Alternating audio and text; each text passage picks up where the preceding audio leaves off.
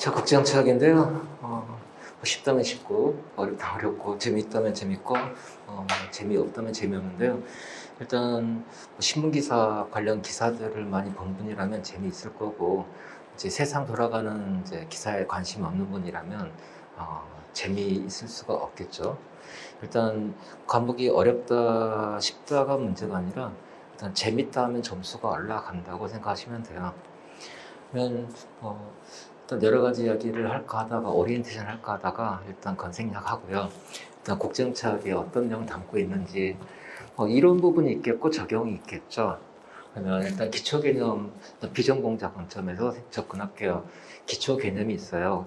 여기 여러 가지 주제들을 보기 위해서 필요한 최소한의 기본 개념이라 보시면 돼요. 그 다음에 국제정치학 이론들이 있겠죠. 패러다임이라고 하는 것과 이론이라는 것 좀 느낌이 다른데 관련 전공자라면 두 차이나 알 것 같은데 대학원 갈 거 아니면 그런가 보다 라고 생각하세요. 대충 생각하세요. 여러 이론들 중에서 비슷한 거 못 갔다라고 생각해도 돼요. 정확하진 않고 그게 틀린 건데 그냥 우리는 공부를 위한 공부가 아니라 합격을 위한 공부니까 두 차이를 설명하셔도 하실 이런 거 없어요. 그냥 그런가 보다. 제끼입니다. 그러면 크게 국제정치학 이론들을 묶었을 때 현실주의와 자유주의 두 개로 보통 봐요. 현실주의자들은 이상주의를 자유주의라 부르고 자유주의자들은 이상주의를 죄송합니다. 현실주의자들은 이상주의를 자유주의라 부르고 자유주의자들은 쟤네들과 우리 달라라고 이야기하거든요. 근데 어쨌든 우리는 현실주의, 자유주의 두 가지로 크게 대별할 수 있겠다. 여러 이론들을. 그 다음에 두 패러다임에 대해서 대안적인 관점이 있어요. 대안적인 관점도 여러 가지 사조들이 있는데 그런가 보다. 일단 우리는 시험 문제 나오면 둘 중에 하나를 취해서 가면 돼요. 셋 이상 관점 취하라고 한다면 이 중에 하나를 뽑아야 되겠죠. 어쨌든 자, 이런 내용을 볼 거고 그 다음에 국제정치학 이슈가 있어요. 예컨대 우크라이나에 대한 러시아 침공에 대해서 지정학적으로 설명하는 사람도 있고 에너지 안보라는 관점에 설명하는 사람도 있고 아니면 여기저기는 러시아의 안보 관점에 설명하는 사람도 있고 혹은 나토가 개입할 거냐 미국이 군사 개입을 할 거냐 말 거냐 일단 바이든은 안 한다고 했죠. 그죠? 일단 우크라이나 나토 가입국은 아니에요. 근데 만약에 러시아가 독일을 침공한다 그러면 개입하게 돼 있어요. 어쨌든 자, 그러면 에너지 관점이냐 아니면 국가의 전망에 관련되는 거냐? 요즘에는 에너지 문제도 국가 전망과 관련되죠. 그죠? 그 다음에 기후 문제, 여러 가지 주제들이 있어요. 전쟁, 평화, 그다음 동맹, 핵 문제, 그 다음에 환경 문제, 에너지 문제, 이런 부분을 여기서 다룰 거고요. 그 다음에 각각 관점에 따라서 방금 쭉 읊었던 주제에 대해서 설명하는 시각이 달라요. 서로 다른 그런 개념의 렌즈, 세상을 보는 개념의 렌즈. 이게 패러다임이라고 보시면 돼요. 어쨌든 각각 관점에서 어떻게 설명하는지. 자, 이슈에 대한 이야기를 보려면 이런 패러다임을 이해하셔야 되겠죠? 그죠? 일순환 때까지는 일단 여기 집중한다 라고 생각하시면 돼요. 일순환 때까지 이 부분이 정리가 돼 있어야지 이순환, 삼순환 때 좀 수월하게 넘어갈 거다라고 보시면 되겠고 2, 3순환 때는 이슈하고 외교사 쪽에 좀 비중을 높일 겁니다. 자, 외교사는 외교 이론이 있겠고 외교사라고 있어요. 세계 외교사, 국제 외교사, 국제 관계론이 있는데 책 제목을 보면 외교사라는 책이 안 읽혀요. 왜? 이 조약은 이러이런 내용을 담고 있다. 잔뜩 적혀 있거든요. 예컨대 조일수호족이라든지 그다음에 청나라고 배웠던 통상 갑자기 이름 생각 안 난다.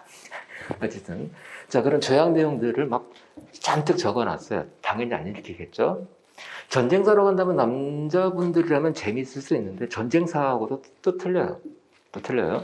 어쨌든 외교사는 일단 역사적인 맥락도 있겠지만 그 어떤 조약이 왜 체결되는지 그 조약 체결로 어떤 국제관계 변화가 생겼는지 이런 것들을 보는 게 외교사라고 보시면 됩니다. 예전에는 외교사 문제가 거의 안 나왔어요. 한동안.